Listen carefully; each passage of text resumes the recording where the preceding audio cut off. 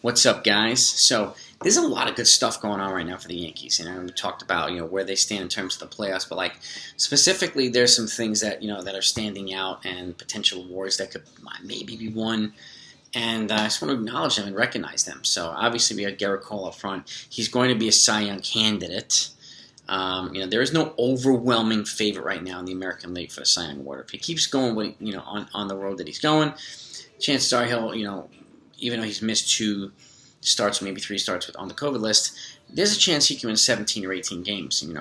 If he's on a roll, he could probably go 17-7, 18-6, something like that, with probably close to 250 strikeouts. That is a Cy Young type season in a year. So he'll be right up there. There'll be some other guys, maybe someone else with a lower ERA and stuff like that, but his overall body of work, even though he's had a couple of rough games, is right up there. So, and if you get other Cy Young Award winners, Justin Verlander, and them, they've all had rough games too. So he'll be right up there, and which is fantastic. And I think he's made a lot of the other guys in the rotation better, and our pleasant surprise, Nestor, Cortez. I think some of these guys have taken cues off of Cole and kind of elevated themselves, like Taillon.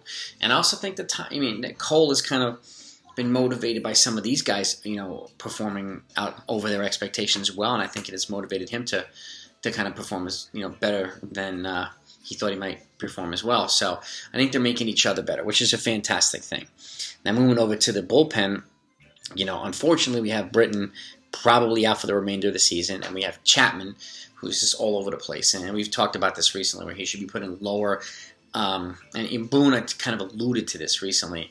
Put him in lower leverage situations. Put him in the 6th and the 7th, and let maybe Chad Green handle the 8th. Johnny Lasagna handle the 9th. And we still have Wandy, who's coming up big.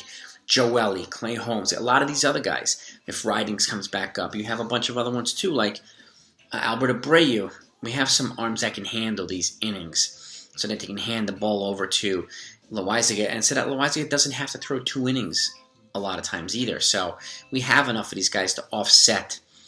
And personally, I wouldn't put Chapman back there until he earns it and until he shows that he deserves to be back in that 9th inning role. I'm not going to just hand it to him because he's making more than the entire bullpen salary combined. I'm not doing it. It's not fair. So that's my take on the bullpen. In terms of offense, we have 2 potential, even though they're not having a Shohei Ohtani type season, who's at 41 home runs now. Giancarlo Stanton and Aaron Judge have been kind of quietly pretty good, and they're positioning themselves or accumulating numbers to be in that 30 to 35 home run and probably close to 100 RBI season, which most years put you in a top 3 or top 4 MVP conversation. But Ohtani's having an outer-worldly year, and they're going to be factoring in his pitching too, and he's had some good pitching performance. He's a special player, so I'd be surprised if he didn't win the MVP. But that said, Judge and Stanton deserve to be credited for their performances this year and staying healthy while doing it. The fact is that neither one of them has had a real full season until 2017. Since 2017, and that's when Judge had 52 bombs. That's when Stanton had 59. So they're showing that they can stay healthy now, and I think Stanton in the outfield has been a kind of a blessing for him. I think it's keeping him a little bit more focused and less distracted in terms of being DH.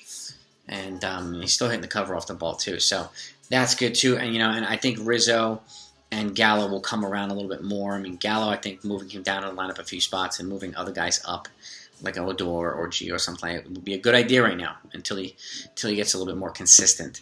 Gio's back tonight, so that's good as well. And I think the Yankees are positioned to win this series against Boston. I think it's either going to go split or one team's going to win 3 out of 4. I don't think there's going to be a sweep of this series. And to my knowledge, I think it's Montgomery, then Cole, and Taillon. Or it could be Taillon and Cole, then Montgomery, then Nestor. It's those 4 guys. I'm just not positive what order they're in. But those are the 4 guys we want up against Oakland, who's still gunning for a wild card spot. So, and now they've got more reinforcements there with Starling Marte. They've got a little bit more offensive firepower. So we need our pitchers to be on point. We really do.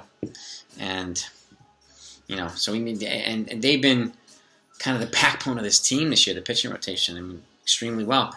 And I think again, Cole has made his compliments, his compatriots better.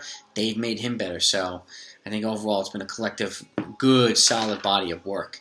But they still need to be more consistent. They need to stay healthy, and I don't care if Chapman's making $17-18 million a year. He doesn't go back to that closer role until he shows he can handle it, and without having and have a confidence in his 104-mile-an-hour fastball. I mean, he throws harder than 99.9% of the people in Major Leagues, not only this year, but in history. So that's got to be one of his out pitches. And what the hell happened to his splitter that he came up with? That was ridiculously nasty. And then all of a sudden, he's throwing sliders and curveballs. I'm change-ups. I don't understand.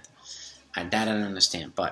And then two other guys to be acknowledged too is Anthony Volpe and Jason Dominguez, the Martian. I mean, these guys they're now in the top 20 of ranked in the top 20 of the MLB's top 100 prospects. Volpe, I think, he's either 12 or 15, and Dominguez is either 15 or 17. But two guys in the top 20. I don't remember the last time the Yankees had two of them in the top 20.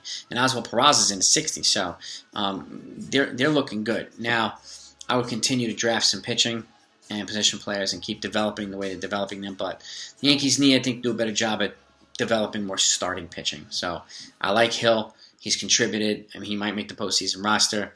Ridings might make it. Greg Allen. I mean, we really don't know yet who's going to make just a roster expansion in a week's time. So, but they all can provide value in terms of the postseason roster. So I'm really curious to see what they do. But the fact is, the Yankees are going to have to win pretty much every series from here on in order to ensure that they're in the postseason, no matter what.